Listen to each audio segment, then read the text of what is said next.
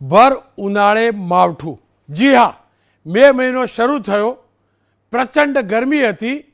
ગરમીથી રાહત અત્યારે મળતી લોકોને એટલે દેખાય છે કે તાપમાનમાં જબરજસ્ત ઘટાડો છે, પણ આ તાપમાનનો ઘટાડો મોસમે બદલેલો મિજાજ છે। હવામાનની જે પ્રકારની આગાહી હતી ઠીક એ જ પ્રમાણે ગઈકાલ રાતથી ખાસ કરીને ઉત્તર ગુજરાતના કેટલાક વિસ્તારોની અંદર ધોધમાર વરસાદ વરસ્યો છે, ગાજવીજ સાથે વરસાદ વરસ્યો છે, જેની શરૂઆત ગઈકાલે રાતથી જ થઈ હતી। બનાસકાંઠા જિલ્લો હોય, સાબરકાંઠા હોય કે અરવલ્લી, આ ત્રણેય જિલ્લાઓની અંદર અનેક વિસ્તારમાં અડધાથી 1 ઇંચ સુધીનો વરસાદ રીતસર ખાબક્યો છે। અને બનાસકાંઠાની સૌથી વધુ ખરાબ સ્થિતિ બનાસકાંઠામાં જોવા મળી છે। બનાસકાંઠાના અનેક વિસ્તારોમાં વહેલી સવારે જળબંબાકારની સ્થિતિ હતી, કારણ કે ગઈકાલે આખી રાત જબરજસ્ત ગાજવીજ થઈ, ભારે પવન ફૂંકાયો, કેટલાકના મકાનોના છાપરા પણ ઉડ્યા, કેટલાક વૃક્ષ પણ ધરાશાયી થયા છે। અને સાથે જે પ્રકારે વરસાદ વરસતો રહ્યો, સવારે લોકોએ જોયું ને તો બનાસકાંઠાના પાલનપુર સહિતના કેટલાક વિસ્તારોની અંદર તો જળબંબાકાર હતો, ઘૂંટણસમા પાણી હતા, વાહન ચલાવવા મુશ્કેલ હતા। અંબાજી, પાલનપુર, અમીરગઢ, વડગામ, દાંતીવાડા, ઇકબાલગઢ, ધાનેરા સહિતના વિસ્તારોમાં એક જેવી સ્થિતિ જોવા મળી। ધોધમાર વરસેલા કમોસમી વરસાદથી પાલનપુર વીરપુર પાટિયા પાસે આપ દ્રશ્યો પણ જોઈ શકશો, હાઈવે રોડ પર પાણી ભરાયા અને સવારે વાહન ચાલકોને જબરજસ્ત સમસ્યા સર્જાઈ। રાત્રે વરસેલા વરસાદના કારણે નીચાણવાળા વિસ્તારોમાં જળબંબાકાર થયું, અનેક રજૂઆતો થઈ, પરંતુ પાણીની નિકાલની વ્યવસ્થા સ્વાભાવિક રીતે જ, કેમ કે કોઈએ કલ્પના પણ નહોતી કરી કે આટલો વરસાદ પડશે, ત્યારે નિકાલની કોઈ વ્યવસ્થા નહોતી। જોકે બપોર બાદ વરસાદ રોકાયો તો સવારથી, પરંતુ બપોર બાદ બનાસકાંઠાના એ વિસ્તારોમાંથી પાણીનો નિકાલ થયો છે। પાલનપુરની સિવિલ હોસ્પિટલ જવાના રસ્તાના દ્રશ્યો જોજો, જૂના બસ સ્ટેન્ડ સહિતના વિસ્તારોની અંદર રીતસર જળબંબાકાર જોવા મળી રહ્યું છે। વીજળીના કડાકા ભડાકા અને જે પ્રકારે વરસાદ થયો છે તેના કારણે પાલનપુર સહિત ધણિયાણા ચોકડી, વીરપુર પાટિયા અને દાંતા જવાના માર્ગે 3 ફૂટ સુધીના પાણી હતા। આપ આ દ્રશ્યો પણ જોઈ શકો છો। તો ગણેશપુરા વિસ્તારમાં રોડ પર ઘૂંટણસમા પાણી ભરાયા હતા અને જમીન પહોંચી હોવાના કારણે એક ટ્રક કેવી રીતે ખાડામાં ખાબકી છે અને ફસાઈ છે તે પણ આપ જોઈ શકો છો। ધાનેરા બોર્ડર વિસ્તારમાં બાપલા, વાછોલ, કુંડી સહિતના ગ્રામીણ વિસ્તારોમાં માવઠાને લીધે ખેતીને જબરજસ્ત નુકસાન થયું છે। બાજરી, જુવાર, મગફળી સહિતના પાકોને ભયંકર નુકસાન થયું છે। બાજરી, જે ઊભી બાજરી હતી તે ખેતરોમાં આડી પડી ચૂકી છે। બાજરી જેના ડોડા આવેલા હતા એ બધા ધોવાઈ ચૂક્યા છે, હવે કોવાઈ રહ્યા છે। વડગામના નાણોસર ગામે ભારે પવનના કારણે ખેડૂતોને ભારે નુકસાન થયું છે। પશુઓ બાંધેલો શેડના પતરા ઉડ્યા છે, ખેડૂતોને મોટી આ નુકસાની ભોગવવાનો વારો આવ્યો છે। આ દ્રશ્યો આપ જોઈ શકો છો। પવન જબરજસ્ત ફૂંકાયો છે, જબરજસ્ત પવન ફૂંકાયો છે અને આ દ્રશ્યો પરથી તેનો અંદાજો પણ આવી શકશે। બનાસકાંઠાના અનેક ઠેકાણે જ્યાં ધાર્મિક અને સામાજિક કાર્યક્રમો હતા, મંડપો બાંધવામાં આવ્યા હતા, ત્યાં ભારે પવનના કારણે મંડપો રીતસર ઉડી ચૂક્યા છે, ધ્વસ્ત થઈ ચૂક્યા છે। આપ કલ્પના કરી શકો છો એ પરિવારો ઉપર શું વીતતી હશે જેમના મંડપની આ સ્થિતિ છે। વરસાદના કારણે ખેતીને ભારે નુકસાન થયું છે। બનાસકાંઠા, સાબરકાંઠા અને અરવલ્લી, વારંવાર હું કહું છું, આ 3 ઠેકાણે બાજરી, મકાઈની સાથે સાથે જે બાગાયતી પાક છે, શક્કરટેટી અને તરબૂચ, એના બગીચાઓમાં પણ ભારે નુકસાન થયું છે। હવેના તમે દ્રશ્યો જોજો, આ દ્રશ્યો છે વિરમગામ એપીએમસીના। અમદાવાદ પાસે આવેલા વિરમગામ અને માંડલમાં વરસાદ ચોક્કસથી હતો, પરંતુ આગાહી હોવા છતાં પણ ખેડૂતોનો પાક ત્યાં હતો અને જે આગલા દિવસની એટલે કે ગઈકાલની હરાજી હતી તેનો ખુલ્લો પાક પડેલો હતો, જે વિરમગામ એપીએમસીમાં રીતસર તણાતો હોય ને તેવું દેખાય છે। આપ દ્રશ્યો જોઈ શકો છો। જે વેપારીઓ આ પાક ખરીદેલો છે, આ જણસ ખરીદી હશે, તેમની હાલત શું થઈ હશે। વહેલી સવારે જ્યારે વેપારીઓ પહોંચ્યા, ખેડૂતો પહોંચ્યા, ત્યારે પાક તણાતો જોવા મળ્યો છે। આપ રૂની હાલત પણ જોઈ શકો છો. એ જ પ્રકારે એરંડાની અને ડાંગરની હાલત જોઈ શકો છો. પાણીના પ્રવાહમાં કલાકો સુધી આ પાક તણાતો રહ્યો છે. તો જ્યાં પણ ઢાંકવામાં પણ આવ્યું હતું થોડું ઘણું કંતાંત વગેરેથી પ્લાસ્ટિકથી, તે પણ ભીજાયો છે પાક. અને આખો દિવસ સારો પાક, સારી જણસ દૂર સલામત સ્થળે ખસેડવાનો પ્રયાસ થતો રહ્યો અને લોકો હેરાન થતા રહ્યા છે, વેપારીઓ હેરાન થતા રહ્યા છે. અને આ જબરજસ્ત આફત આપણા ગુજરાત ઉપર છે. આજે 3 જિલ્લા હતા, પરંતુ હવે પછીના 2-3 દિવસ હજુ પણ માવઠાને લઈ ભારે છે. આખા ગુજરાતને વરસાદ ધરમોડવાનો છે. આખા ગુજરાતની અંદર વરસાદ પડવાની આગાહી છે. અલગ અલગ દિવસની આપણે વાત કરી લઈએ તો હવામાન વિભાગે જે આગાહી વ્યક્ત કરી છે એ પ્રમાણે 2 દિવસ માટે કચ્છ, બનાસકાંઠા, પાટણ, સાબરકાંઠામાં યલો એલર્ટ છે. 6ઠી મે જુનાગઢ, અમરેલી, ભાવનગર, ગીર સોમનાથમાં પણ યલો એલર્ટ છે. 7 મે 9 જિલ્લાઓમાં અતિ ભારે વરસાદની આગાહી છે. હવામાનની આગાહી પ્રમાણે 7 મેના રોજ કચ્છ, સૌરાષ્ટ્ર, મધ્ય ગુજરાતના મોટાભાગના વિસ્તારોમાં હળવાથી ભારે વરસાદ વરસશે. તો દક્ષિણ ગુજરાતના સુરત, તાપી, છોટાઉદેપુર અને સૌરાષ્ટ્રમાં મોરબી, એમાં પણ એ જ પ્રકારે વરસાદ 7 તારીખે જોવા મળશે. બનાસકાંઠા, મહેસાણા, સાબરકાંઠા, પાટણ, અરવલ્લી, મહીસાગર, દાહોદમાં તો કરા સાથે વરસાદ ખાબકે ને તેવી આગાહી વ્યક્ત કરવામાં આવી છે. એટલું જ નહીં, સંઘ પ્રદેશ, સેલવાસા, દમણ અને દીવમાં પણ આ જ રીતે કમોસમી વરસાદ વરસશે. તાપમાન ચોક્કસથી ઓછું રહેશે, કારણ કે વરસાદ પડશે પવનની સાથે. પરંતુ આ પવન અને આ વરસાદ મારા ખેડૂતની ખેતી બરબાદ કરશે. સાથે જ આંબાવાડીઓની અંદર જે કેરી તૈયાર થઈ છે, આંબાને જોઈને ખેડૂત મલકાઈ રહ્યો છે, ખુશ છે. તેની મહેનત ઉપર આ કમોસમી વરસાદનું પાણી ફરી વળવાનું છે. કેવી સ્થિતિ આજની રહી, વિરમગામમાં કેમ પાક પલળ્યો અને હવે કેવી સ્થિતિ રહેશે, તેની ચર્ચા કરવા અંબાલાલભાઈ પટેલ હવામાન શાસ્ત્રી છે. આપ જાણો છો, આગાહી કરતા રહ્યા છે. રમેશ, સાચી પણ પડી છે, મહદઅંશે સાચી પડી છે. અને અર્જણભાઈ ડોડિયા પૂર્વ ડિરેક્ટર છે વિરમગામ માર્કેટ યાર્ડના. આ બંને સાથે વાત કરીશું. અંબાલાલભાઈ, આપની સાથે વાત કરું પહેલાં અર્જણભાઈ સાથે વાત કરી લઉં, કારણ કે વિરમગામ એપીએમસીમાં પાકને ભારે નુકસાન થયું છે જણસને.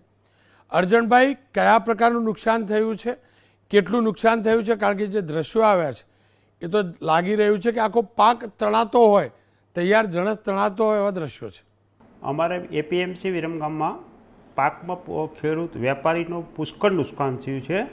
એ વેપારી, દરેક વેપારીને થોડું જળ, થોડું વધારે ઓછું, બધાને વેપારીને નુકસાન થયું છે. અને પાકનો જે તે ઢગલા હતા એ કાલે સાંજે સવારે હરાજી થઈ, એ માલ હતો, તેમાંથી 50% માલ તો એનો નિકાલ થઈ ગયો, પણ મજૂર અને ગાડીઓ એના કારણે બહાર નિકાલ ના થયો. એટલે જે ડાંગરની જણસી રહી એ બંકમાં માલ અત્યારે આવે, એટલે એના હિસાબે થોડું વધારે નુકસાન થયું અમારે. આ બધો માલ વેપારીનો જ છે. ખેડૂતમાં આમાં કોઈ ખેડૂતને નુકસાન નથી, બધું વેપારીને જ નુકસાન છે. અર્જણભાઈ, આપની વાત સાચી, પણ છેલ્લે તો ખેત ઉત્પાદનને નુકસાન છે. પણ જુઓ, અંબાલાલભાઈ હોય કે હવામાન ખાતું, તમામ લોકોએ આગાહી કરી હતી, કે રવિવારે આટલા જિલ્લાઓમાં વરસાદ પડશે અને આગામી 4-5 દિવસ માટેની આગાહી છે. તો પછી પહેલેથી સતર્ક કેમ ના રહે? આમાં રોનકભાઈ,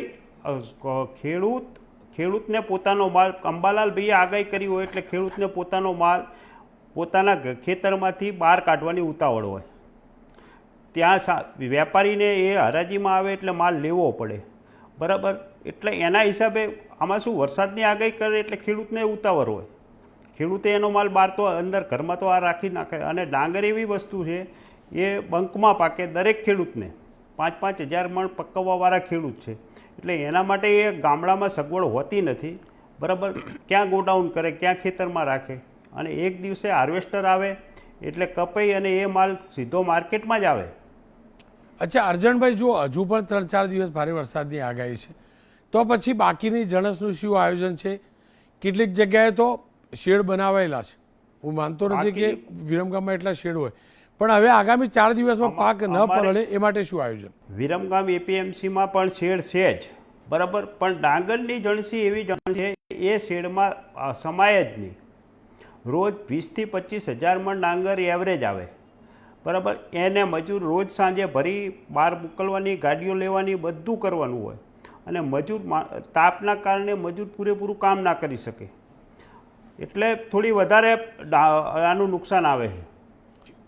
અર્જનભાઈ, આપનો ખૂબ ખૂબ આભાર. ખેર, અંબાલાલભાઈ મારી સાથે જોડાયા છે. અંબાલાલ કાકા, જો આજથી શરૂઆત થઈ ગઈ માવઠાની, ખાસ કરીને ઉત્તર ગુજરાતમાં માવઠું જોવા મળ્યું, કાલનો દિવસ કયા કયા વિસ્તાર માટે કેવો રહેશે? હજુ રોનકભાઈ, કાલનો દિવસ નહીં પણ તારીખ 8મી સુધી આ જે પ્રી મોન્સૂન એક્ટિવિટી રહેવાની શક્યતા રહેશે. હજુ પણ લગભગ મહેસાણાના ભાગો, બનાસકાંઠાના ભાગો, પાટણના ભાગો અને સમી હારીજના ભાગો તેમજ કેટલાક ઉત્તર ગુજરાતના ભાગોમાં હજુ પણ મુસળધાર વરસાદની શક્યતા છે. આ ઉપરાંત રાજકોટના ભાગો કેટલાક, કચ્છના ભાગો અને લગભગ બીજા અન્ય સૌરાષ્ટ્રના ભાગોમાં, જામનગરના નજીકના ભાગોમાં પણ હજુ ભારે વરસાદની શક્યતા છે. અને આ ભારે વરસાદ જે છે એ મુસળધાર વરસાદ થશે. પણ વરસાદની સાથે સાથે રોનકભાઈ વિન્ડ ગસ્ટ વધારે છે, પવનની ગતિ. માત્ર ખેડૂતો નહીં, લગ્ન સમારંભ ગોઠવવાવાળાને પણ ધ્યાન રાખવું પડશે. એટલે વિન્ડ ગસ્ટ જે છે એ જે બાગાયતી પાકો અને ધાન્ય પાકોમાં જેમાં પિયતની વ્યવસ્થા પણ કર્યું હોય અને પોચી જમીન હોય તો આ પાક પડી જવાની પણ શક્યતા રહે છે. એટલે ઘણી વખત ધાન્ય પાકો, અન્ય પાકો અને કદાચ ઉનાળુ બીજું કંઈ તલ વગેરે કે એનું વાવેતર કર્યું હોય તો આ બધી બાબતોને હરકત આવી શકવાની શક્યતા રહે છે, કારણ કે વિન્ડ ગસ્ટ જબરી છે. કચ્છ અને સૌરાષ્ટ્ર, જો કચ્છ એટલે પૂછું છું, હું તો સ્વાર્થી માણસ છું, કેરીનો શોખીન છું. કચ્છની કેસર કેરી, ગીર સાસણ અને વિસ્તારની કેસર કેરી, અને વલસાડ અને ધરમપુર એ બાજુના આખા વિસ્તારની હાપુસ.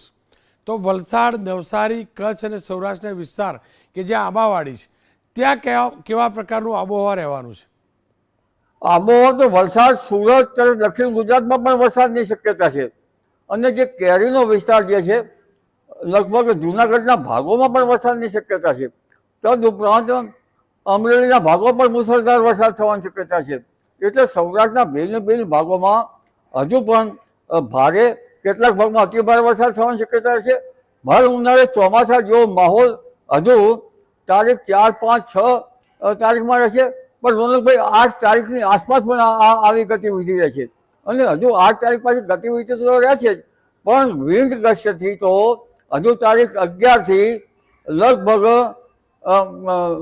23 કે 24 મે સુધી પણ ધ્યાન રાખવું પડશે, કારણ કે વિન્ડ ગસ્ટ જબરી છે. અને આ વિન્ડ ગસ્ટ જે છે એની ગતિ ક્યારેક તો 50-60 કિલોમીટર ઉપર થશે. કાચા મકાનના સાપડા ઉડી જાય તેવી વિન્ડ ગસ્ટ રહેવાની શક્યતા રહે છે. એટલે આ મે માસ છે અને લગભગ આવતું ચોમાસું છે, તેમાં પવનની ગતિ, સખત પવનના તોફાનો અને આ બધી ગતિવિધિ રહેશે. પણ રોનકભાઈ, હમણાં કરા પડવાની વધારે શક્યતા રહે છે. અને જ્યારે ગાજવીજ અને વીજ પ્રપાત થવાની શક્યતા રહે છે. એટલે કરા, ગાજવીજ, વીજ પ્રપાત, પવનના તોફાનો, આ બધી આ સઘળી બાબતોથી લગભગ માર્કેટયાર્ડ હોય, લગ્ન સમારંભ હોય, ખેડૂતો હોય અથવા બાગાયતી પાકો માટે જેને તકેદારી રાખતા હોય, જોરવાળામાં જોર હોય, આ બધાને રોનકભાઈ જરા હરકતમાં આવી શકવાની શક્યતા હોતા તકેદારી રાખવાની જરૂર છે. જી, કચ્છમાં કેવી સ્થિતિ રહેશે? કારણ જો કચ્છની આપણે ચર્ચા નથી કરી, શું કચ્છમાં પણ આ જ પ્રકારે ભારે પવન સાથે વરસાદ રહેશે અને કેટલા દિવસ? પવનની ગતિ તો બીજે વધારે છે, પરંતુ કચ્છમાં તો સવિશેષ પવનની ગતિ રહેશે. વિન્ડ ગસ્ટ પણ વધારે છે. વધારે પવનની ગતિ કચ્છમાં રહેવાની શક્યતા છે. અને કચ્છના કેટલાક જિલ્લાઓ અને ઉત્તર સૌરાષ્ટ્રના કેટલાક જિલ્લાઓ, રાજકોટના અને એને એડજોઈન્ટ લગભગ ઉત્તર ગુજરાતના ભાગો, જેમાં પછી પાટણ હોય, સમી હોય, હારીજ હોય અથવા મહેસાણા હોય, બનાસકાંઠા હોય અને ઉપરાંત કેટલાક ભાગો સાબરકાંઠાના ભાગો, આ બધા ભાગોમાં હજુ પણ મુસળધાર વરસાદની શક્યતા છે. એટલે આ બધું હજુ ધ્યાન તો રાખવું જ પડશે. અંબાલાલભાઈ, કેમ કે કેરી ઉતારવાની જે સિઝન હોય છે, આઈડિયલી કેસર કેરી આપણે જાણીએ છીએ 15 મેની આસપાસ ઉતારતા હોઈએ છીએ, અને હાપુસની વાત કરીએ તો મે મહિનાના અંતમાં ખાસ કરીને 20-25 તારીખ પછી ઉતારવાની શરૂ થતી હોય છે. એ ખેડૂતોએ શું કરવું જોઈએ? કેરી ઉતારી લેવી જોઈએ કે પછી કેરીનું જે ફળ થયું, કેમ કે આપ એગ્રીકલ્ચરને પણ જાણો છો નજીકથી, ત્યારે કેરી માટે શું કરવું જોઈએ? કાચી કેરી કઈ રીતે ઉતારશે? કાચી એની જે કેરી જરા પાકવાની સ્થિતિ હોય અને એનું ફળ આવ્યું હોય તો ઉતારાય, પરંતુ કેરીને તો કુદરતની સામે તો આપણે હાથ મૂકી શકાય નહીં. નુકસાન થવાનું છે તો થવાનું જ છે. એટલે કેરી પાકને બાગાયતી પાકો માટે કેરીનો તો ઘણી વાર કેરીના પાકનો શોથ મળી જાય એવી શક્યતા છે. એટલે આ માટે કુદરત જે છે એ રૂકે નહીં તે જ જોવાનું રહ્યું. એટલે કેરી પકડનાર ખેડૂતો હોય, પછી ગીરમાં હોય, તાલાળામાં હોય, કે કેરી પકડનાર દક્ષિણ ગુજરાતમાં, વલસાડમાં હોય, અને કે કચ્છના ભાગોમાં હોય, અથવા તો બીજા અન્ય ભાગોમાં હોય, મુખ્ય જે મુશ્કેલી થવાની છે એ કેરીના પાકને જ થવાની શક્યતા રહે છે. રોનકભાઈ, અંબાલાલભાઈ, આપનો ખૂબ ખૂબ આભાર. ખેર ફરી એકવાર કહીશ, અંબાલાલભાઈ અને હવામાન વિભાગ બંને આગાહી કરી છે આગામી 3 દિવસમાં પ્રદેશના એટલે કે આપણા રાજ્યના અનેક વિસ્તારોની અંદર ક્યાંક ઓછો તો ક્યાંક મુશળધાર વરસાદ વરસી શકે છે, ભારે પવન સાથે વરસાદ વરસી શકે છે. આ સંજોગોમાં ખેડૂતોએ પોતાની જણસ વધુ સાચવવી, એની વ્યવસ્થા કરવી જરૂરી છે. એપીએમસીઓએ પણ એ પ્રકારની વ્યવસ્થા કરવી જરૂરી છે, કારણ કે જ્યારે માવઠું એટલે કે બેમોસમી વરસાદ, મોસમ સિઝન સિવાયનો વરસાદ પડે છે ત્યારે સવિશેષ ખેડૂત હેરાન થાય છે. સાથે જ જેમના પણ ઘરની અંદર લગ્ન સહિતના કાર્યક્રમો હોય તેમને કમસે કમ આગામી 15 તારીખ સુધી સાચવવાની જરૂર છે, કારણ કે ક્યાંક વરસાદ પણ પડશે અને વરસાદ રોકાયા બાદ ભારે પવનની આશંકા છે, આગાહી પણ છે.